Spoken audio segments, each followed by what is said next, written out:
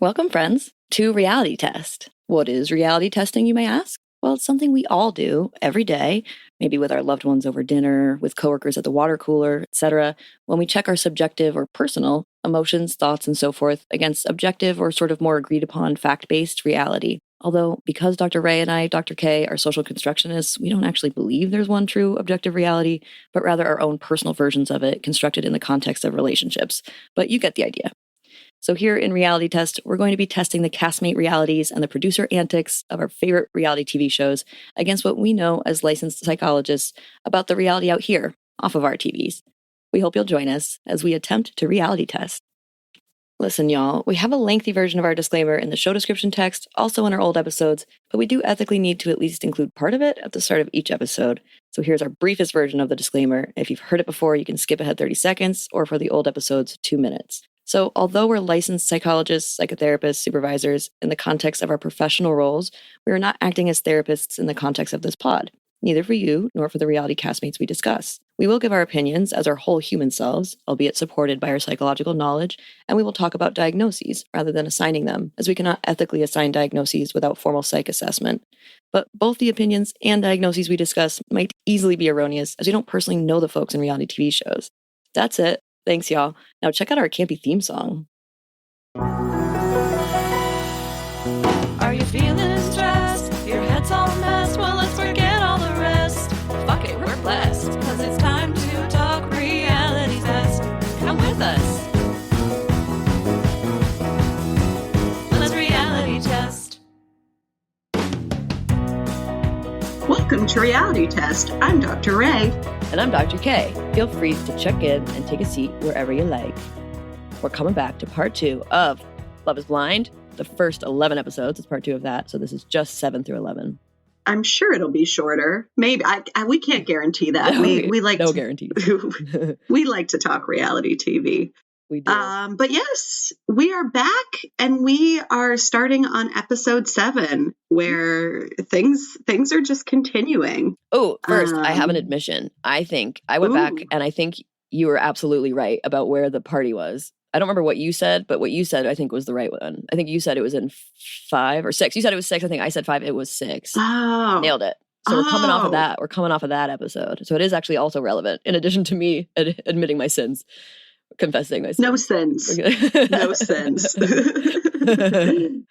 Okay, we good. all make, I make so many and I didn't want to let you hold episode. That one. That was not yours, so I was not going to let you live with that. I had to go right front center. I will take the W. Mm-hmm. I take enough L's. I will take the W this one time. Well earned. Very well done.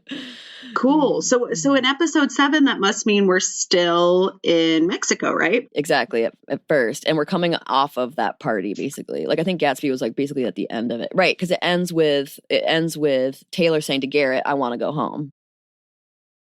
That's not Mexico. Right, yeah. Oh, I'm talking about the wrong party, aren't I? Shit. Fuck, that's Gatsby. This is the Mexico party, right? So it's maybe not the last thing. It might not be the last thing. I don't remember where in the episode that was, but shit. When do they go? Yeah, when do they go back? Right after that party, right? Don't they kind of go right after that party? I feel like they don't go for much longer, right? So we're looking at this, the judging. I guess we'll find out when we see this, as we review 7, we'll figure out if they're in Mexico or not. I think they come back halfway through 7. That's what I'm going with. I'm with it. I totally am with it. Because wasn't one of the breaks in episodes with Tim and Alex, and they were still in Mexico when they had that fight? So yes. And that was a big old fight. So episode 7, Hannah says that she is more intelligent and mature than Nick, which is, she's just really starting to put him down and kind of put herself in a superior position. It's confusing because you would think she would have figured this all out in the pods, but it seems like it's a new realization for her. Mm-hmm. Oh, they must be back now because Ramses and Marissa also come back and they do some cooking. He makes a big deal about how he loves to cook and cooking is so important for him. And then it was he made some very al dente noodles. So it seems like he wanted it to be part of his like aesthetic to be like a good cook. And it it did not come to fruition for that meal in particular, which at the moment I was really embarrassed for him. I was like, oh, you tried so hard. You're such a sweetie. As time went on, I don't at this point feel bad for him for that. But And at it was the time, it was the first cue. It was the first cue that we were going to be going downhill with him rapidly in terms of his liberal identity, at least. Because he wanted to be like, look, I wouldn't make her cook because I can cook. But it's like, no, you probably would have to let her cook, actually, sir. Yeah. It sounds like she should be the one cooking. Yeah. Like this kind of soft, wonderful, sex positive, sensitive man. The noodles were very al dente. It is about the pasta. Yeah. And so it is about the pasta. Yes, indeed. Which show is that from? That's from Vanderpump Rules, right? Yeah, it's Kennedy. Yes. It is about the pasta. It is indeed the pasta. And it is about the pasta also for Nick and Hannah. So there are two pastas that it is about that are both really signifying. In this season. Yeah, pasta. It's always about the pasta. So if you don't want a relationship issue to come up, don't make pasta. Get as far away. New recommendation. Yes, as far away from pasta as possible. Yes. And Marissa and Ramses actually have a pretty vulnerable conversation where she's talking more about her military service, and how while her views have changed on war and military and stuff like that, she would not take it back because of the opportunities it presented for her. Ramses had a lot of judgment about this, and I can totally understand. I'm anti-military too. Sometimes I think I have judgments about people in the military that are unfair. What I didn't like, his inability to move or see her point of view. He got so stuck, and she was being really vulnerable, I thought, in just sharing her experience. And he was so unmoving that I was like, whoa. And she even said, I think, I'm feeling really judged right now. Yeah. It tried to use immediacy.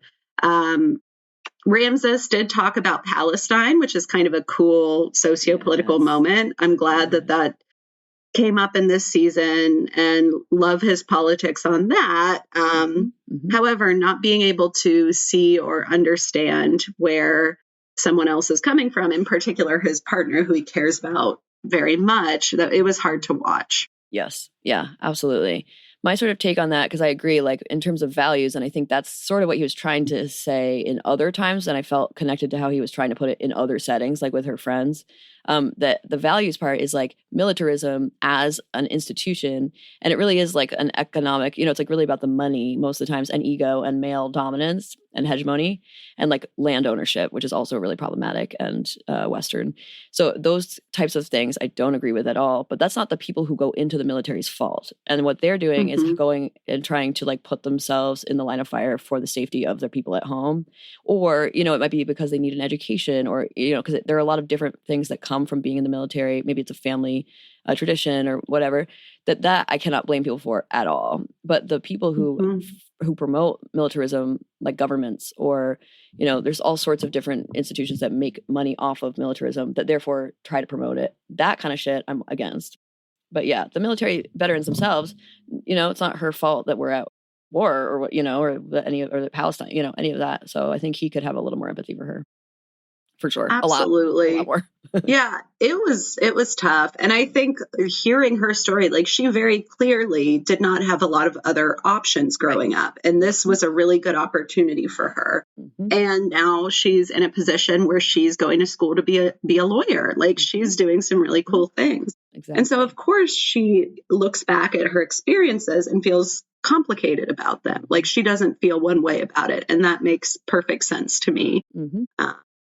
But yeah, Ramses was not leading with kindness or empathy in that moment. Not at all. At all. And then every time she thinks about the military, she's going to feel shame. She's going to feel like she can't talk about it. And she's owning that there's a part of her that's pride and a part of her that is shame. That's already enough fucking problem for her. That's so tough to feel both ways about something that was such a big part of your life. And she said that just recently she only had friends in the military. She only dated in the military. That was her whole world. And so she just barely shed it.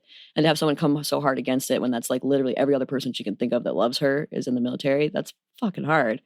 It reminds me a little bit of also like Vietnam era and sort of feeling like betrayed by your government, and that there must be like some level of feeling betrayed by the military when like it was her whole life to now be looking back at it as like, wow, that was like kind of fucked up what they made us do, or that's so much pain and suffering. For her to not be able to talk about that in her relationship is wild. Yes.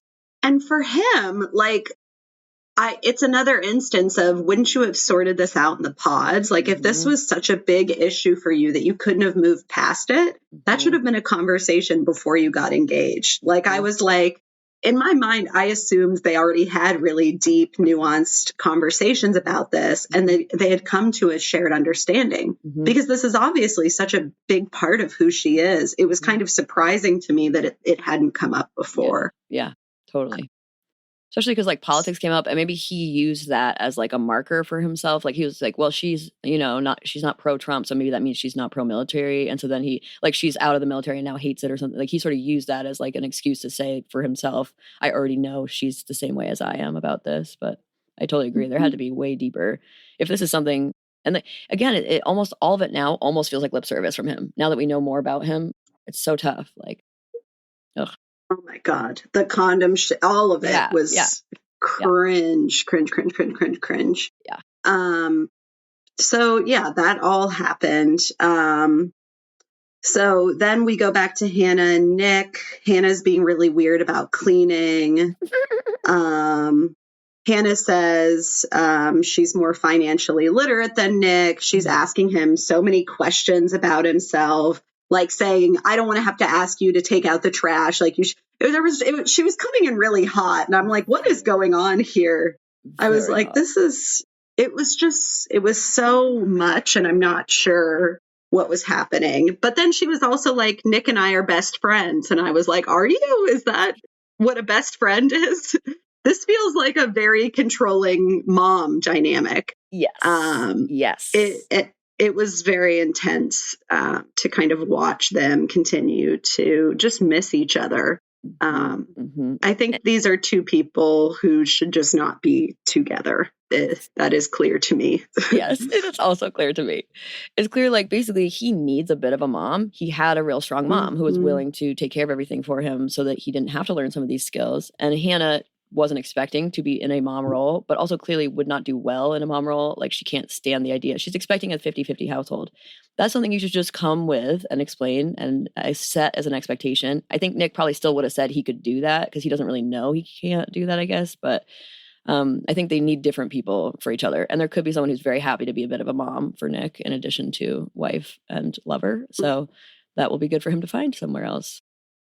Yes, it is not her. No. But though I also don't know how she would do with like a matching strong personality. Go ahead. Go ahead. No, please. I was just thinking, I almost think she needs someone who's a bit like beta to her. In some ways, I think she needs both. Like, she needs someone who can be beta to her in certain moments, but like take control in the bedroom. You know what I mean? She needs to be like dominated in some sense. Like, I don't mean that sexually. It could be that could be the outlet for it, but she can't be always the dominant one. And that's what she feels like. She feels like she's just like, there's nothing that she turns to Nick for or like feels cared for by Nick for. And I think she wants somebody who like at least is financially powerful, or, you know, someone who can like kind of set an expectation of her sometimes too. And I understand that also as somebody who's pretty strong, like and I have a lot of power in certain areas, but it doesn't mean I want to have the power in every dynamic. I think that's actually everybody, like genetically. This guy Glasser talked about how we have genetically this need for power over and power under in our lives, like to be dominated as well. And I think that's just, if she can find another outlet for it that's not her partner, maybe that would be okay. But it seems like he's everything. She doesn't have a job and so forth. So she's only ever her whole life in right now, day to day, in power because she's in power over Nick. So yeah, I think it's too much. And she also doesn't know she needs that also, I think. You know what I mean? So it could get really messy until she kind of figures out what she's looking for. Was really successful in her career. I don't remember what she did, but I mean, she said as much. And I'm sure she was. I'm sure she was great at whatever she did. She does seem very smart and organized and competent. That doesn't mean that no one else can do anything, but Right. Well, that's the other thing. She left her job for this. So I bet she's thinking, basically, I left my job for Nick. Like, she's sort of like wondering to herself. She probably feels stupid for having like bought into his charm when she thought that was, she tried to see past the charm, but ended up needing it because she couldn't go for Leo. And so like, I think she almost feels bad on herself for how this turned out, especially since she also lost her job. And then, Nick made a joke about her being unemployed or so, not really joke about her being unemployed. And yeah, messy, I think, for her as well. I do get that. Yeah, I like that point. Mm-hmm. And that's episode 7. Oh, perfect. Okay, yeah, exactly. She sort of would go from that last point that also that you said about how she's like, but suddenly they're best friends. It's like she kept like wavering from like, but I do love you. I really want this to work, but also like this could never work. A little bit. I think she probably, Oh, sorry. Go ahead. No, please.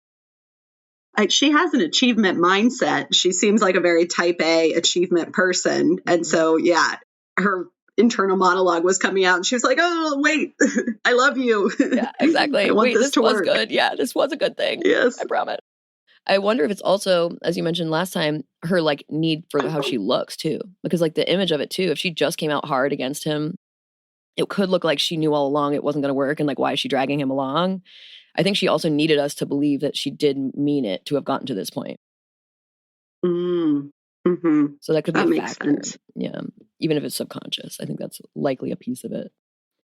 Totally. Which would be for many people too. That's not really necessarily a judgment. Okay. So episode 8. This is so dumb. Oh God. Okay. So episode 8, we are coming in hot, in fact, with Stephen and Monica going to a flower pressing class. I can't. I'm sorry. It was so uncomfortable to watch. It was just like really tough. So he's super perseverative. So this thing happened where in the pods he said something like, "I'll get you flowers," and and then when they get out of there, he does not do anything like that. And I think it's similar with Monica. Monica's a strong woman to Hannah. She's a strong woman. She's used to being in power, but she wants someone who can also take over the power and that she can trust to take care of her like that. So the flowers thing is a version of that. That's him caring for her, and so when he said he would do that, she believed he might be someone who can take care of her in some ways. And he just didn't do anything like that. She's taking care of him in basically every role that they're in together. So then he started perseverating on the fact that she said, well, like, remember when you said you'd get me the flowers? So now he brought her to a flower pressing class as a way of being like, now you'll never think I forgot the flowers again or something. It's like just so, I guess, tough. They had a wicked awkward conversation. Monica downs him for being a D&D player. And it turned out the woman who was doing the class is also a D&D player, Dungeons and Dragons. And so she was like, actually, I play Dungeons and Dragons too. And she's like, oh, well, he's like obsessed with it. I was like, oh my God, dude, not helping. And then she has the woman teaching the flower class to decide which one between the two of them was better of their outcome. And she chooses his. And she ends up saying afterwards, like, no, I think it really was mine though, just so you know. And he was like, no, it was definitely yours. Poor Monica, sweet baby angel, competitive, I think a little bit. So there we are. That's that scene. The next one we see is with Nick and Hannah at Nick's house. This actually was one of my favorite views of Hannah. I think she was very clear. She was like, she was like loving of Nick, but not overly so. It didn't feel fake. I thought she was authentic. She was grounded. I actually really liked how she was in this, other than when they were going just the two of them, because then she was kind of shitting on it. But No, she came off amazingly here. I was like, wow. It kind of like showed me like, wow, when she wants to, she can really be lovely. Yeah. Like she was delightful. Without it feeling fake too. It felt authentic. Yeah. I'm like, I can see why the parents like you so much. Like you're awesome here. Yeah, exactly. And they really took to her being so authentic too. Like she straight up said to the mom in a very well put way, like basically Nick needs another mom. And it ended up with his mom saying, yeah, I think I probably did baby him a little bit or coddle him. She's like, but what I love about it is that, he felt that we were all together and his favorite memories are us being all together. And he wants to do that for his kids too. And so I actually thought that was really beautiful. I loved how Hannah was with his mom. I loved his mom. I think she's so sweet. One of the conversations that comes up, the least positive part of this scene is just the way that Hannah is like asking about everything in the house. She's like, okay, so who feeds the cat? Or like, okay, so what are all these books? And he goes, yeah. She's like, you read all these books? And he goes, yeah, I read all these books back in the day for school or whatever. And that made me realize those books were from school. Like, I actually think they were school books that he had to read 4 classes, because later, this is foreshadowing that later Hannah says like, are you reading? You were going to read. And he was like, no. She's like, priorities, Nick. So I just don't think he actually reads for fun, for pleasure. And that's okay. It's not his thing. But exactly. And same thing with the feeding the cat. All of these little tidbits that are happening while she's visiting come up later as things she uses against him. So next scene is Ramses with Marissa's friends. They're suspicious of his distaste for military members, including one of them being in the military and sort of being like, what? Are you saying like what I did was like a sham? I actually care about that. So what? Then, and he did, I thought he actually did okay in this scene in terms of defending his value, but not saying that it's about the people in the military, which is how I feel as well. So the next scene is really fucking tough. It's Alex and Tim are at Alex's dad's house. It's incredibly fucking moving. We talked about it a little bit last episode where I brought up the fact that I think he typically was kind of harsh and rigid because of the way that we see her rigidly prep Tim. And she was pretty cold with her dad too. Like, it was pretty distant, but then he was so moving with Tim. But I think it was because he was sort of like grateful he could pass on the care of his daughter, given that he must be thinking about his own mortality. And just given the MS diagnosis, not saying that he's close to death, but just given the illness thing at all, that sort of brings it front and center. So he cried. It was very sweet. It was interesting. She didn't do anything to help. She wasn't cooking, doing dishes. She wasn't, she had like basically no role other than to be present. That was sort of interesting. But otherwise, very moving scene and pretty distressing given later events. Taylor, you brought up that it doesn't seem she actually lives in DC. She's from San Diego, right? Yeah, I think she has. We end up finding out she's in San Diego and wants Garrett to come, and he basically doesn't have a choice. Yeah. I don't think she lives there very often. It's a cute apartment, but I'm like, where is any of her shit? Like, it wasn't adding up. So it wasn't like, the neutral apartment that they gave them. You know how they like sometimes give them a neutral apartment? No, she was saying it was hers. No, I think they went to visit her place and it was that basement apartment. Oh, right. And it was just, it was just so empty. There was hardly anything in it. And I was like, you don't live here very much. It's like an Airbnb, It looked like an Airbnb. It actually looked like an Airbnb I stayed at. I was like, this is a fucking Airbnb. The fake plants, all of it. I was like, wow. Amazing. Yeah. Also basement. You need the fake plants. Heavy. Yeah. Oh my God. That's funny. Oh my God. Okay. This next part, I rewatched this and there was some serious foreshadowing. Just briefly, it was Steven and Monica having a cute conversation, but quickly it turns sexual from something Steven says. So he says something about, I would never force you to have sex, even though I always want sex. And she goes, and that's why I love you. Like, you would never put me in that position. And then he goes, you should take the lead in that department. Well, maybe not in terms of kinks, like dom stuff, but that's a completely different conversation. It's like, whoa, it's like quick pivot over here. And later we find out he was actually in the same episode. So I'll come right back to that. In between this and what it's foreshadowing, Hannah and Nick argue regarding chores. Tyler meets Ashley's dad and asks for his blessing. I also found that incredibly moving. Dad was crying in this setting as well. We later find out, or I think we already knew, but I didn't fully put it together at the time, that Ashley and her relationship with her dad is brand new. So I think that was why she wasn't very emotional. The dad really was, but I think she sort of is feeling like you don't really have the right. Like in some ways it must be complicated for her. I still thought the dad was wonderful and very sweet. Then lastly, this is what we end on the big bang with, which is Steven and Monica. We find out that Steven has been doing something wrong. We don't know what yet. Then we find out that the night before this happened, the scene, he had been on a sleep test. Why? Why during this period of time? Why would you do that? Sleeping by himself in a sleep test, apparently, quote unquote. He also refers to himself as not being aware of himself during it. So what were you, drunk? Like, what are you doing on your sleep test? That makes no sense at all. He ends up pursuing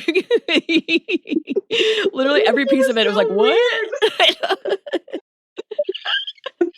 It was too much. Oh, good. It was too much. And it turned out he like pursued a fetish desire of him for dominance by a woman. And that, like, we never got to see any of the text, but apparently he was very much kink sexting with somebody. Monica was not having it. She had seen the texts, by the way. And then he straight up just lies to her and said that they didn't text that day, only the night before. And Monica was like, you had text messages with her from today. It was like, oh my God, Steven. Like, how do you not remember that? And that she saw them. And Monica said the really gross ones were today. So it also got worse during the day when he was apparently more aware of himself. After this drunk sleep test, or whatever. Exactly. After the drunk sleep test, which would never happen. A sleep test will never let you drink. That is not ever going to happen. 0%. And they also wouldn't give you drugs either. They're trying to see how you naturally sleep. So it doesn't make sense. I think other than that, and the fact he straight up lied wherever he could in those areas, I do think he did a good job understanding this was it. We're done. You can leave. And he did. He's like, I'm going to pack my shit and go. I also thought that Monica was sweet to then at the Gatsby party later come and say, like, he's okay, he's still a good guy, but like, that's not for me. That's great. That's all there is, right? Like, he's not like the worst person ever, but that was not good behavior. And that shows it will get worse. And when you're together, if it's this bad during the honeymoon phase while being filmed, like, oh. So like really good indication for her this is not the guy. But I think he's also, you know, he has some work to do. I thought that he Taylor has maybe. Yeah. Oh, sorry. No, please. I was going to move on. So you do. You go. I was remembering during their honeymoon, there was like a time where he was really talking and excited about something, and she was so annoyed with him. And I'm sure it was like a pattern of him talking too much, but in the moment he looked really sad and shut down. And I kind of felt for him because I could tell he was just excited and trying to, you know, be there with her. But I think there were some misses. Yeah. You know what I noticed, and I think it might be similar. It was during the party in Mexico when he like didn't go for the fireworks and stuff, but it was during that party, but a different part of it. I noticed that what he does is like take tangents while he's talking about something, and like he suddenly goes on like a bit of a soapbox about something that is so adjacent, like it's really not relevant, and he like zones out when he's doing it. He's not like having a discussion. He just like sort of like he's like, and then, you know, just so you know, like this happens, and then that is, and then, you know, people are like, but, and it's very much like his own logic about the thing anyway. It's not like well researched or anything. But it's like he has a planned story about certain things that once you trigger that, he'll go into it. And so I think I could see if you were living with him 24 hours a day, you've heard all of those now, you know, and so now you're seeing him do it with someone else. And now you're seeing it, you know, and I think that piece would really bother someone like Monica. It would also bother me as well, to be fair. But it is a little bit like kids when they are really excited about, like you're saying, he's excited to talk and share, but then like he has like a script for certain things. And I think they aren't dialogic, which is the other problem. He's like in his own, you know, world for those moments. So I saw it only like twice, but the second time I saw it, I was like, oh, this is actually what he does, I think, a little bit. And it means that he's really engaging when you meet him for the first time. You know what I mean? That's fun. He's like talking and, you know, he's like taking the airspace. That's fun. But like the second, third time, you're like, you know, I'm done here. Yeah. Kind of thing. Right. Like, and I am here, you know, like, let's talk together. Yeah. Hello. So yeah, I saw that happen. Like she was sort of like even the thing, for example, the dominatrix thing, like later we figure out it's because he has a kink about it. But even that moment where he's like, unless you're talking about domination in the bedroom, and that's a different story. It's like, why did you know, like, why are we there? And she even said like, this was a really great night, or like, this was a great conversation. You know, so I think, yeah, the tangential and then, you know, perseverating on it thing is perhaps what she was annoyed by. But I agree. I also felt for him several times. Totally. Can I also say, this is kind of awkward. I think he had a boner when they met. I think I saw it. And he talked about boners so often. And he was like, I get a boner. And I really... it was this weird moment where I was like, oh my God, does he have a boner right now? So like, I love it. Goofy. I love it. But I think he did. I totally buy it. And I bet she knew. And that's why he like kind of makes jokes about it too. Because I can imagine that. He did a little bit of self-referential, like making, or like self-deprecating humor about it. So I could totally see him sort of like poking fun at it with her. And I could see that being cute and fun. I like it. It was silly. I think the producers missed taking it out because it was like, whoa, he is excited. or they purposely left it in. They were like foreshadowing, you know. Like, you shall see. A lot happens here. Exactly. This is just the first tip. Yeah. Exactly. Thank you so much. I will just say the very last point is just that Taylor and Garrett came with Monica. I think Taylor was staying with Monica that night because she was like in a PJ shirt, but then that Garrett was with her to support Monica. It was so fucking sweet. I thought he did a great job comforting her. But then, you know, there are some things that, you know, Garrett did not learn from this, given what we later hear about Garrett's little misstep as well. It was not as bad. Jesus. Nothing, but it is still text-based, I will say. So learn things. Yeah. Be honest. Yes, that's the thing. Be fucking honest. Like, we never found out how Monica found out about the text messages. Do you think she just looked at his phone? There was a lot of potential, like, phone looking this season. It was interesting. I mean, maybe. Right. I don't know how else it would have come up. Right. And she specifically saw the texts. So I feel like that would be first step, is seeing them. And then she brought it up to him, potentially. Yeah. I don't know. Anyway. Damn. Yeah. To just meet and then be like, we're getting into each other's phones is kind of intense. It's rough. Like I heard one of them in some reference be like, it's like we've been together at the weddings. They were like, it's like we've been together for 2 years. It is kind of like that because it's so compressed and they're together 24 hours a day during like very serious things that are like kind of trauma bonding. So I can imagine it feels like they've known each other for 2 years. It still should not be like a phone looking situation. I'm not saying that, but it does. I think they are much closer than we would be normally at that amount of time. The other thing I was going to say is that, you know what, if he had told her first, he would have gotten credit for that. So there's no way. He definitely didn't tell her first. Mm-hmm. Okay. Yeah, I don't think so. Yeah. Oh, Stephen. So episode 9, Tyler and Ashley talk about having kids, using daycare.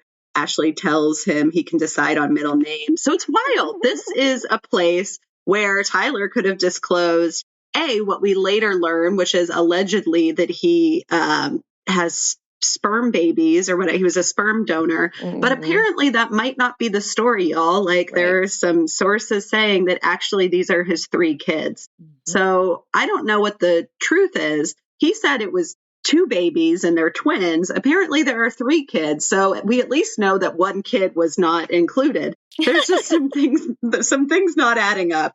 Exactly. So, there were plenty of opportunities for him to be forthcoming about this. And I totally understood why she was upset. And she said, it's not what you did, it's that you did not tell me. Mm-hmm. And I agree. Mm-hmm. I agree. And actually, if it were just the sperm donor thing, I didn't think that was that big of a deal. But having 3 kids, like that's sort of a different thing. And it's upsetting to the kids. You're like erasing your kids too. Like, what? Yeah. Not good. What the actual fuck? So, and then would you do that to Ashley and your kids with Ashley if you went on a dating show after Ashley? Would you erase her and your kids with her too? And then the other thing too, the only thing I would say in his favor, and it's not really in his favor at all, but the one thing I noticed in a different scenario before I knew that even was that it seemed like he was planning to be able to say to her, I didn't want to say it on camera. Like there's certain things where I feel like his excuse later is going to be like, well, I didn't want to tell you on camera. I was going to tell you after. Like I didn't want all of America. And that would maybe work. I can imagine that being a common conversation for folks on reality TV. But it seemed like there were certain things where I was like for example, when she said, have they seen your picture? Do they know what you look like? And he goes, I don't think so. What? First of all, they definitely have, sir. But second of all, the way he said, I don't think so. It's like, right. That's something that later he can be like, well, I didn't say no, but I didn't want to say yes on camera. It's like, I don't know. Anyway.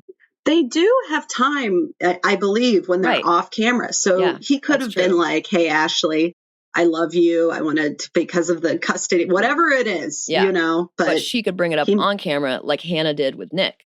It's like I would wait if I were worried about that too, coming out on camera but at any moment, like even later if it happened off camera and then being brought up later, I might wait until cameras are gone all the way. But I agree. I know it's true. They do get time alone together. It's bad no matter what. I'm not saying that's a good thing either, by the way. It's not a good excuse, but that's almost what I think he's planning to do with her. And that might be why she's defending him now. Yeah. Oh, fascinating stuff. Yeah. So and then Hannah's brother. So we do. I must have said it was the brother too. I changed it to a friend. I did it. Oh, thank you, friend. I put it in caps just to give you a heads up. Thank you so much. Yeah. Hannah's literal brother, not friend. Well, maybe friend. I don't know. Maybe they're frenemies. But he did give her a compliment in saying that she was one of the first people he came out to, and then he was like, because she's always like, I don't give a fuck or whatever, whatever accent it was that he was using. Yeah. But Hannah goes to the bathroom and Nick says something like, she does give me a lot of shit. And then because there was a bit of a rupture and then maybe her brother started it. He was like, I don't want you to think that I'm judging you for that. I know how Hannah can be kind of thing. Yep. Exactly. And I think gave that permission. And I don't know, maybe he's similar to the brother that he is to Nick, because we know that Hannah has kind of multiple sides. Like she can be really lovely. Mm-hmm. She can also be quite mean. Yeah, exactly. And it was important to note that the brother didn't give Hannah shit in front of Nick. I mean, no, didn't tell Nick that in front of Hannah. Like he's scared of her. You know what I mean? I think honestly, her brother's a little scared of how she'll react. So he was like going against Nick when she was there and then told Nick the truth kind of when she was out. And like, yeah, the joke he said that I don't want you to think I took that too seriously was the joke about her being unemployed. And I was kind of like, why would you even say that? I didn't think you seemed like you were pissed at him for saying that, honestly. Like, so you're right. It was totally to give him permission. You're so right. That is what that was. Yeah. Yeah, it was interesting, I thought. And then they both kind of were like bonding over how difficult she is to be around, which is not necessarily, that can be a bond thing. Like, I don't know, like my family, my partner might be like, leaves a trail wherever she goes. And it's kind of funny when you're in front of the person. Yes. But if it's behind the back, it's kind of a different sort of vibe. Yeah, no, exactly. Like the whole point is if it's behind your back, it feels sneaky. And also like you're there, then you don't know what everybody's telling each other. And that feels disingenuous. You'll never really know what happened in the conversation. And it's startling for people and myself included. Luckily, Hannah will, because it is on national television. That's true. At least part of it. That's very true. That is a gift. And so let's see. So Garrett and Taylor, then we go to them. Taylor said he really liked how Garrett handled the Monica situation. They have a healthy conversation about the process. And Taylor was like, it's understandable that you're going to have tough conversations with your family and you should be able to have those without me. And that I thought that was really nice. Yeah. Garrett's a little afraid of her dad and whether or not he will approve. By the way, Taylor's dad is so sweet. Taylor's parents are both lovely. Like, loved them. Same. Ramses then meets Marissa's mom, and I think siblings as well. Marissa's mom definitely steals the show, though. She called Marissa bossy at one point. She said to Ramses that they should get a prenup. Because marriages end and Marissa's been fucked over by too many people. I think Marissa's mom seemed to, she was putting a lot out there. She seemed protective, but she also seemed very tough on Ramses. And I think Marissa was maybe a little embarrassed. I remember she got up to go to the bathroom at one point and I was like, I think she needs a break, was kind of my read on it. Yep. Totally. But like the siblings all band together, like she was saying, my siblings love you. It's like the siblings must all band together to protect themselves against mom. Like mom seems like she's just very forward. She reminded me a little bit of like an old school feminist who like, you know, sort of like, it means like death to men essentially, you know, in some ways, like there's like a real like adversarial nature to like that wave of feminism. And I think she comes out hard, you know, and I think in some ways that's admirable. And in other ways it's a little bit intimidating for other people. And especially when you're just meeting her, I was noticing that during the dresses, when they were trying on dresses, she was like totally different.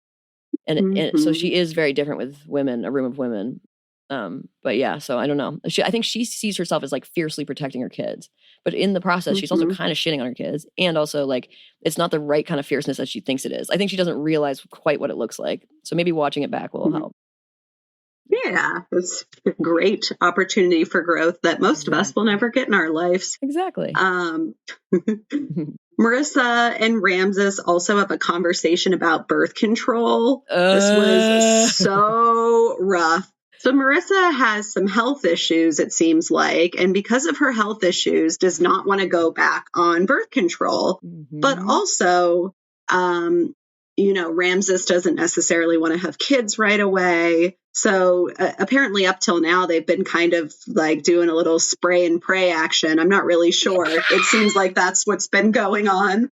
I love that. Can I tell you, I've actually never heard that, and I absolutely love it. Spray and pray. Oh my gosh.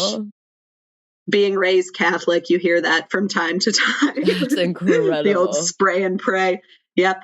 That's the only recommended birth control option by the Catholic Church. They actually call it natural family planning, but yes.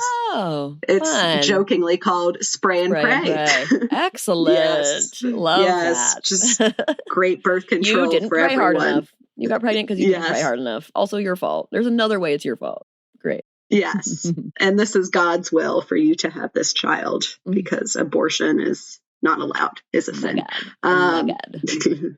But anyway, Ramses does like a weird, he does not like hearing that Marissa shouldn't go on birth control, but he's kind of like, well, I don't want you to do anything that's going to be harmful for you. But he says it in a way where it's like he doesn't mean it. And Yeah. Marissa's like, well, I don't want to go back on birth control, so maybe we can use condoms. Yep. He doesn't like the way condoms make his dick feel. And he literally says, I need the sex to be enjoyable. I was like, whoa. The most absurd, fucked up thing. Like, that was the first time that we were like, okay, so we were right when we were wondering a little bit about the last couple moments when you weren't helping with the wedding and you weren't, we saw some moments where we were like, wait, he isn't like super feminist in some of these things. This was a moment where it was like, oh yeah, no, he's like, wow, totally on a different planet. That is like, what, sir? So she has to fuck up her hormones, maybe permanently, by going on birth control so that you can have a condom-free sex? Like, absolutely not. How about you fucking figure something else for you? Like, it sounds like a you problem, sir. What the fuck? It was wild. It was wild. Like, and literally she seems to have some sort of like hormonal health issues that so doing this, again, it's another way that patriarchy plays out. And he doesn't seem very hip to that and his role in that. That was tough to watch. I was like, wow, you've got a lot of work to do, sir. So fucking much. Yeah. Oh, we had this conversation, by the way, in one of the recent seasons of Love is Blind. So if he had watched a recent season, and they didn't have they had a similar one where it wasn't great, but it was at least better than this. This is really bad. Leftist bros, just because you have the right politics doesn't mean you don't have to work on yourselves. Exactly. We are all on journeys. And my God, stop thinking with your dick all the fucking time, Ramses. That was unfair. A lot of men, though, sometimes think with their dicks or their boners or their, So I know that sleep tests and drunken sleep tests can do a lot. I love that. And you know what? I've never even really put this together before, but you know what it is? It's like they can afford to think with their dicks because they already are in power. Like, we can't afford to do that because we're already one down in power position. And so everything we do has to be with the mindset of like, how do we not get totally squished into the dirt? It's like, but men can like kind of think with their dicks and still come out on top. And in fact, all the time do. So it's like, he can do that. And he's never, and that's what you're saying about like, just because you have liberal viewpoints doesn't mean you're constantly everyday challenging patriarchy, because you are not doing that, sir. And like, that's really what, like, if you're kind of, at least is what you're signifying by saying you're liberal, is that you're doing something like that and you are not. And racism. You have to be constantly challenging racism and patriarchy every day for the rest of our lives. If you're doing that, I will help and I'll be on board, even if you're early on in that journey, as long as you're trying to. But he's not, there's no part of that was like, I know this is like patriarchal, I just don't know what to do about it. Like, let's keep talking about it. Like, that would be a totally different conversation. Right. Same with the way their initial conversation about the military. If he was like, I'm just struggling with this, I hear what you're saying, but there's no give. It's like, well, I don't like the way condoms feel. So yep. Like, sorry, gotta have enjoyable sex. Yeah. Sorry. That's all there is to it. Fuck you. You know how it is. Yeah. Ugh, tough. Wicked. Yes. Gross. And yeah. And let's see. So then we see Ashley and Tyler get into a fight because he did not tell her he was a sperm donor for his friends, which again may not be what actually happened, but is what he said to her, which was a bad lie to tell. If it is indeed a lie, which it seems like it is, obviously that's going to get out. Right. Exactly. That's a big old thing there to be keeping to your chest, close to your chest. So, indeed, a tough episode. Very, very tough. It was definitely the beginning of the downfall, big time for Ramses. I actually was never fully on board with Ramses, but I did understand, like, I understood what you liked about him, and I thought that it was a good, hopeful moment to like see that he was going to be at least talking about liberal things. And but this was where it was like, nope, no more. You're completely off deck. Goodbye. We do have a worse conversation come up too. So can't wait. Yeah, no, I can, but yeah, I know, right? Let's not have it. So now we're on to episode 10. And in episode 10, it's called Text from an Ex because really the main drama, if you will, Canadian drama, is between Garrett and Taylor. So briefly at the beginning, we see Hannah and Nick do their engagement photos. They have a conversation after where she asks Nick if he's been reading. He says no. She goes, priorities, Nick. Rough. This is when he says to her he doesn't feel like an equal in her eyes. And she says, when you start contributing like one, you'll be an equal. fucked. Oh, Fucked. rough. Really bad. Alex and Tim get into a fight after, and by the way, like, I also see her perspective. It's how she communicates it and what she says to him that is so harmful. It's really about communication. It's not about the content, frankly, honestly. It's okay to expect him to contribute, but you need to scaffold that for him. You can't just suddenly expect him to do half of it when he's never had to. So, yeah, scaffolding. Alex and Tim get into a fight. This is so tough. And I think this is where they break up, we think, potentially in 10. So it definitely wasn't Tim. So Tim's parents come. He's referring to them. He says to them, or about them, he's like, I'm not, or no, it was to them. He says, I'm not really physically affectionate. I go like, do not touch me. So even just saying that, like, he's so not physically affectionate that he says, do not touch me, is a little bit of an autism spectrum kind of a thing. It's just like overstimulation. It could turn out as something completely different. It could be trauma. It could be many things. But that's sort of like one moment where you're kind of like, okay. So like, she is physically affectionate. How do we compromise should be the question, but that really isn't it. And he even says, I'm an unmovable object. Again, that's a little bit of the rigidity we might see with an ASD document. So, and it looks different when someone's Black. I think there's things about it that might be completely irrelevant, or they could be sort of a little bit of a signal about potentially a spectrum disorder. Tim and Alex really do not seem to like each other at all. They finally like sit on the couch to talk about it. It turns out Alex was napping while his parents were there, and they had traveled 10 hours. Where was he, by the way? Where was he when that was happening? Do you know? I don't know. He, like, I have no idea. Right? It's confusing. Yeah. I was thinking, like, maybe she's socially anxious. I don't know. Like, there's something up with her, too. So I just think they both really could help with, like, some self-exploration and some therapy, regardless of diagnosis. Maybe they don't have any, but there's some stuff happening, I think, in both areas. She tells him she was exhausted. She says she actually only took an hour. So he was like, you were gone for hours. And she was like, I took a nap for half an hour. He's like, well, whatever it was. Like, what? You just said it was hours. And then she says a half hour and you're like, whatever it was? Like, dude, that is a completely different narrative. I was shocked. Like, I really was like, wow. So basically all these times I felt like he's like, it's the exact patriarchy, right? It's like, we think he's the solid one. Like, he's the one to deduct because he's so straight-faced, tells facts, we think. But he's not doing that. And like, so now it shifted the whole way that we view their dynamic. And again, like, both have their own things, but I really felt for Alex in this conversation. It was wild. The way he ended it. Oh my gosh. So he ends it by saying, good luck to you. First of all, he says, I wish you the best of luck. First he goes, yeah, so it seems like we're both in agreement that we should never see each other again. Good luck to you. And I'm leaving. Brutal. Whoa. Brutal. Whoa.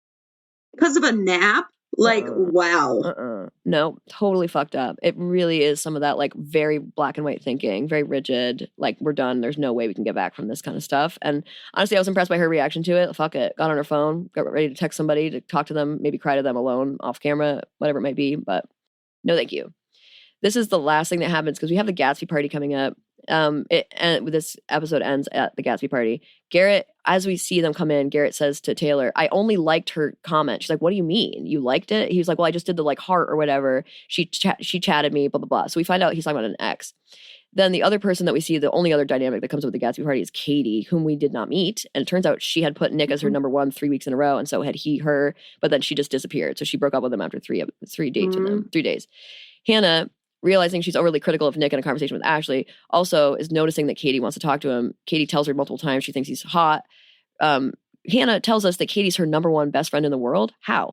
Maybe through maybe they're so like around each other for 24 hours a day. She became her most important friend, but that was an important detail because she uses that against Nick. Nick clearly has a thing for Katie, ends up saying that her IG looked good. Yeah. He's like, well, your IG was great, by the way, but it's not just that, you're badass or whatever. I was like, what is happening? It was so inappropriate. I think he showed his true colors during that conversation. I was like, this is probably what Hannah is insecure about with you. And you're trying to look good on camera, but this is who you are. The first thing you probably did was look at her Instagram when you got your phone back. He immediately knew what her Instagram looked like. Immediately. It's like, no, sir, you will stop here. I think he even said at one point she's prettier than her Instagram too. I think he said something like that. It's like not good. I think she also was like very inappropriate for being Hannah's best friend. She was also inappropriate, but Nick was more so. And honestly, he's more at risk here. He's more the one who should be showing up correctly, I think, really. So that was fucked up, ridiculous. End of story really there. She also was saying things like, you lead with your charm, and I think you should lead with your big heart. And like, ugh. It felt so judgy and weird and gross. hitting. I feel bad for people where they have been overly critical in the past. And then so something actually everything's subjective and relational, but like that seemed pretty fucked up. Yeah. And to me was like the most fucked up thing that Nick did. Yeah. And I think she did get into a fight with him about it, but I actually think she underreacted about this compared to all the other shit that Nick Well, she even said did. to someone was like, look at them, let's go. I think Monica was like, let's go sit with them. And she's like, no, I want to let's see what they do. Because she was actually saying she wanted to see if Katie would show up as an actual friend or if she was lying. I think she wanted to see if Nick would fuck up. And I think in some way she might have wanted him to because she wanted an out. I honestly think at this point she wanted an out. And she wanted us to think she was like loving him so that we wouldn't think she just used him to get to the end. But I do think she was already ready to leave. Here's why. She tells Ashley in a fucking conversation, Nick not only does not pleasure her or get her off, she has told him how to, and he still won't do it. He doesn't even think about her. He doesn't eat pussy. She straight up says that. The things that she lists about their sex life are so egregious. Nick, you are from the fucking 90s if you were having sex like this. Figure it out. Like, you have to actually care about the other person in sex. There is another person there. What? Yep. And you're going to get married? Yep. And she's telling you how to take care of her and you're not? So as soon as she said those things to Ashley, I was like, oh, she wanted us to know that. She wanted the viewers to know those things because she decided when that happened in the sex life that they were done. So I get it. I think she was all set when it turned out that that was a part of how they were having sex. And by the way, it's probably part of why he didn't want her to talk about sex on camera back on the because he's gotten bad feedback about how he is at sex. So he's probably insecure about it. Right. But dude, he doesn't want anyone up. to know. Right. And he doesn't want anyone to know he thinks pussy's gross. It's like, if you think pussy's gross, like fucking figure something out there. Like there's something, maybe it's not the right, I don't know, whatever. There's something about that that's like not good. He didn't want people to know that, I think at least, but then it turns out it's even worse than that. So I don't know. It was too much. I was like, yep, now I get it. I was like, I don't think you should be that critical of him to his face. Like she's still mean, but I definitely don't think he's the right fit for her or many women, frankly. Someone's got to help him with that. So it ends quickly with, it was not too much. I was like, oh my God, no good. It ends quickly with the beginning, or like more of a fight because Taylor and Garrett had the conversation outside where he says he just liked a comment, but then in front of Tyler and Ashley, he says, oh, well, and then I said to her, and she goes, wait, you said something to her? I thought you said you just liked it. He's like, well, I just had a comment where I said, I'm now with someone. We're never going to talk to each other again. It's like, no, you fucking didn't. You did not say that, A. B, that is a totally different thing than what you said outside. So she gets upset because he lied. Fair. That's fair. Lying about that, what else are you going to lie about? You could be lying about all sorts of things now. So it made her wonder if he was not, she said, am I making a mistake to Ashley? It was really sad. I totally understood it. I also think he probably didn't want to get into the detail of what he wrote in the comment when they were outside, but that still makes it terrible to watch you tell someone else in front of her the truth. I mean, whatever. I think it's a red flag. I really do. I still think it is. To lie about something so little is weird. Same. Yeah, I don't know. But I agree. That does it. That's 10. Yes. Now we are on to our final episode of this episode of our show, which is episode 11. This is where the wedding dress stuff happens, but that is not the only thing that happens.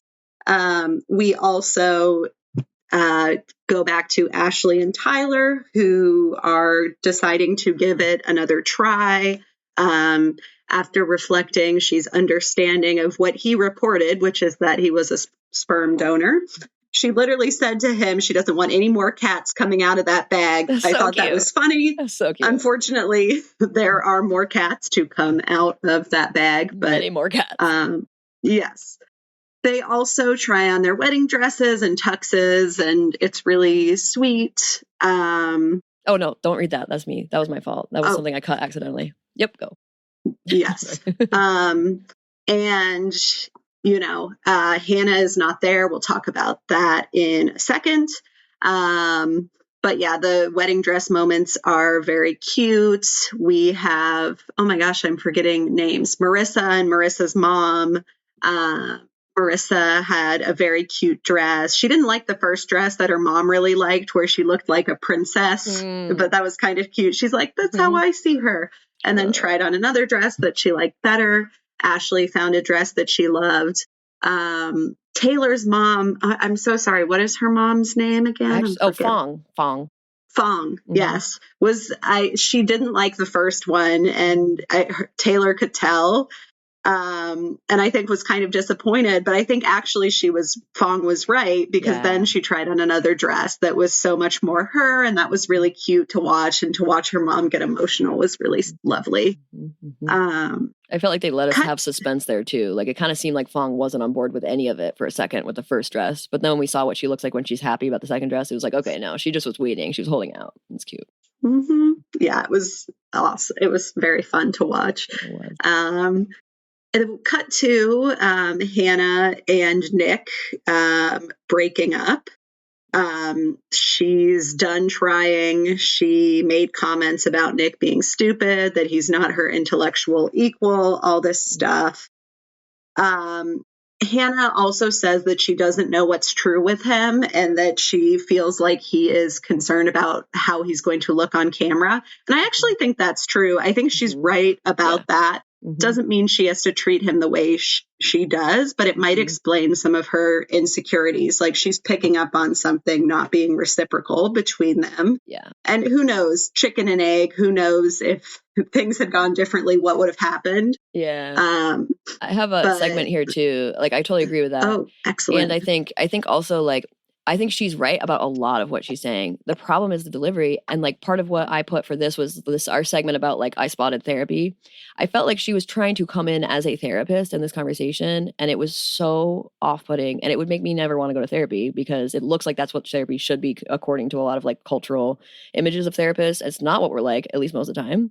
And it was like very off-putting. Everything he said, she would like, but do you though? You know, she would like ask back what he just said. Like, oh, but like, I do take care of my house. Do you take care of your house, Nick? Like, whoa, like, you know, it's like very upsetting. And I like found it very off-putting. And I understand what she's saying, you know.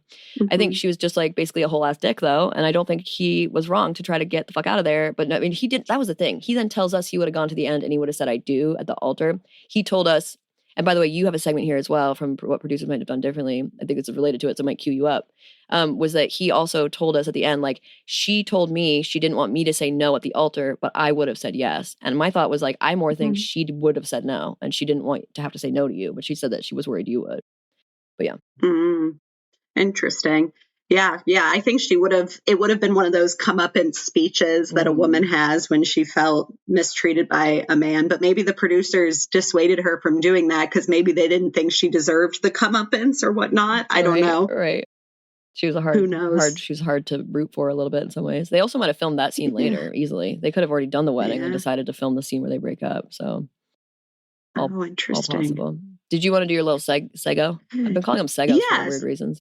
Segos, I like it. Sego Dreamcast. Yes.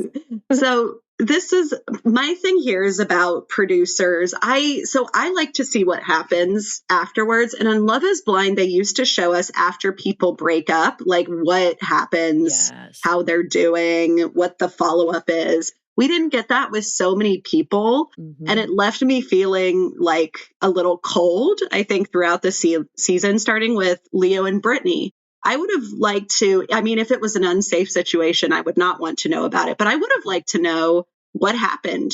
Like, I would love to know from her perspective, from his perspective, even if they're not filming together, what the fuck happened? Because I got very invested in what was going on there. With Tim and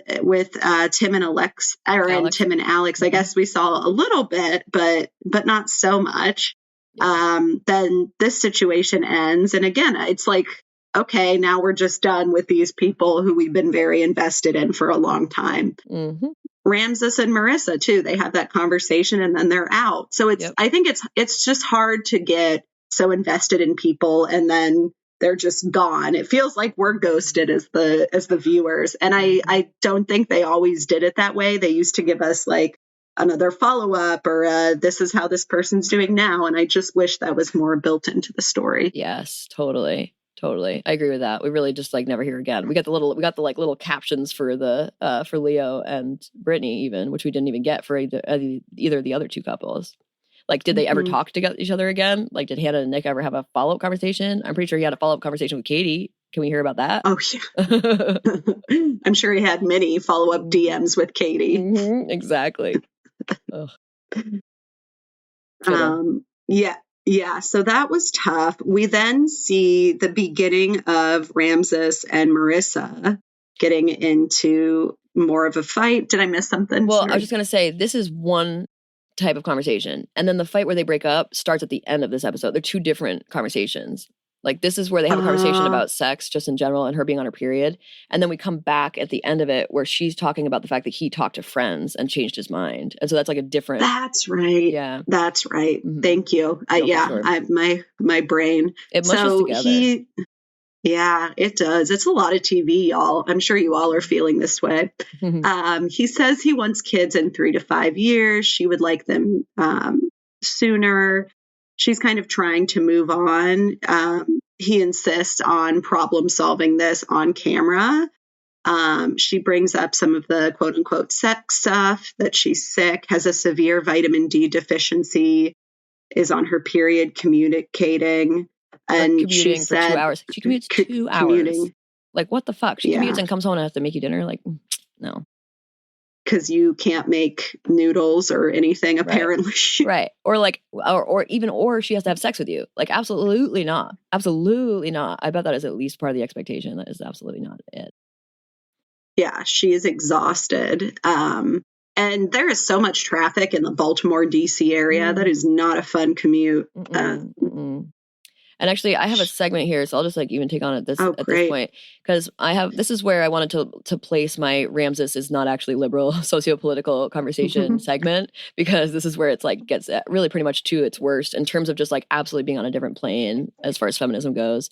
I mean, she says like, I don't want you to not be satisfied because I'm sick, but I assume like if I'm sick, if you were sick, I wouldn't have to explain, and you wouldn't have to explain to me, right? It's basically what she's saying. So basically, in other words, he wants sex, but she feels icky. She doesn't even want to be touched when we're on a period or sick, any of that. It doesn't matter. If she's just tired, like fuck off.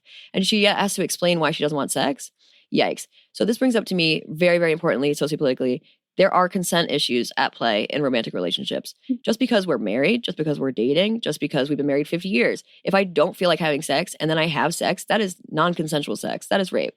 That's actually not okay. Both people have to be consenting for the entire duration of sex for that to be consensual sex, obviously. It doesn't, like, there is no other way around it. You cannot make her feel like if she doesn't have sex with you, she's going to make you mad, so she has sex with you. That's rape. It doesn't matter. It's consensual. It's a coercion type of sex. It's not coercive. You can't do that. And so him making her feel like if she's sick, she still feels like she has to have sex with him, or else he's going to be mad at her. That's not okay. And it's wild that that's even in question, and that you would have to explain that to him is wild. That's, again, liberalism, not real liberalism. Like, you do not understand the issues of consent. That's absurd to me. I don't know. I just was like so aghast at that, because he wasn't even like, yeah, he was like, yep, that's true. Like, yep. It's like, what? You don't see how that's so icky? Like, if she doesn't want to be touched, period, end of story. You get her some fucking hot water. You get her some whatever. Like, you help her out with her fucking period or whatever. I can even imagine him being like, oh, I don't care that you're on your period. Like, she probably tried to say that, like, well, I'm bleeding. Like, I'm sure you don't. Well, I don't care. I don't stop at red lights. It's like, no, you absolutely should, sir. A. B. Not that you should. I mean, people can have period sex all they want. If she wants to have period sex. If she doesn't want to have period sex, you don't do it. Period. You respect that. Yeah. Period. Fucking A. It's so rude as fuck. Okay, I'm going to even just like go down to here too, because this is a super problem. Liberalism stops right here. But there's also, he rambles on about physical intimacy needing to be on the same level. Rude. Fuck yourself. He literally says that. He's like, well, our physical intimacy needs to be on the same level. That is not what this is. This is you not respecting her body and her boundaries. If you can't respect it during the first few weeks y'all are living together, forget it, And he's like, sometimes you don't want to be touched. I just want to make sure that long-term this doesn't happen. What? Dude, anyone you're with will at times not want to be touched. By the way, aren't you the introvert who wants alone time for periods of time? Right. How does that work? How do you get that as a forgiveness, but she doesn't for not getting touched? I don't, I understand he felt rejected and he can't stand being told no. But she even brought up that men cheat on their wives at high levels if they have cancer or are pregnant. And so she's saying to him, if I say no to you for sex because I'm on my period, does that mean you're going to go cheat on me? Like, that's a concern I have. Fucking right, Marissa. Tell him. I don't know. It's just like every little bit of it. I was like, she actually really did, even though she was quite forgiving in a lot of ways, I felt like she was able to like get some real solid points in here, and it was important. But altogether, he's coercing her into having sex when she doesn't want to do it if she has sex with him. That's not okay. And he doesn't see it that way. He doesn't get it. That's awful. especially given her abandonment issues that she's been vulnerable to him about. And it feels like a condition of their relationship is this sex, and it's the coercive element just feels so at play here. And I just feel so bad for her. It's awful. That is honestly one of the worst parts, because it's a both and. He thinks she's too much for him. She has too much energy, but it's not sexual energy. It's not sexual enough for him, but she has too much energy. It's like, you absolute fucking asshole. The way that he triggered her trauma in that next episode was unreal. I couldn't even believe it. He used the exact language she told him that her ex used that was too much for her. You see her whole face change. It was one of the most egregious. I was thinking about making a video that was like, this is how you know you're triggering your partner. You know what I mean? Like, it's just like that clear. It is like so front and center. I like couldn't even deal with it. It's so bad. I feel so hard for her. It's very upsetting. Okay. Marissa. Little pivot. That got me triggered. I was like, I got like in like it got my feminism, jumping. All right. Marissa, you're excellent. And I'm so sorry that happened. Let's see. We already went over kind of the Hannah Nick fight. So I think that's it for this episode. Great point. So, yes. So that is episodes 1 through 11 of Love is Blind, y'all. We will be discussing the I do's and then the reunion next week. And I am so excited to watch both of these. It's going to be fascinating and super fun. Can I just say one more thing? This was this is like about the Hannah and Nick thing. Was that the conversation? Actually, there's two more things. One more thing about Gatsby, just like too quickly though. One about the fight, just in this one was, did you notice that she said, "Well, and you know why I write things down, right? Why do I write things down, Nick?" And he goes, "Because you want to remember them." And she's like, "Right, exactly." But then at another point in the same exact argument, she goes, "I actually remember things." Like, she like gives him shit for not remembering it. It's like, you literally just said you have to write things down because you don't. I don't like, it's like so opposite. And it's just so condescending the way everything came out. And then on the flip of that, what you brought up about how the Gatsby party, it seemed like she actually gave in too quickly. I totally agree. Even though they got in a fight back at home, she almost immediately tried to make it about like thinking she was like, "You're hot right now." Like, she tried to fix it. It's weird. First of all, with sex, not okay. Yeah, never good. That you don't want sex to be the thing you're using it to fix a fight is never a good thing. But then also the fact that she like really quickly wanted to get on from that conversation, and he was all like, "I'm a man and like I do what I say I'm going to do." No, you didn't. No, you don't. You absolutely hit on her. Yeah. And then she feels like she's the one in the wrong. Like, Hannah felt like she was in the wrong. That was tough. That was really tough. I think also, by the way, she brought up that she always initiates sex. She's always the one to initiate sex. Another thing that really doesn't work. So for her, I mean, but anyway, those are my last little rambles. Good season though. There's like so much that happened. So many big conversations. It reminds me of that one about abortion that came up back in the day.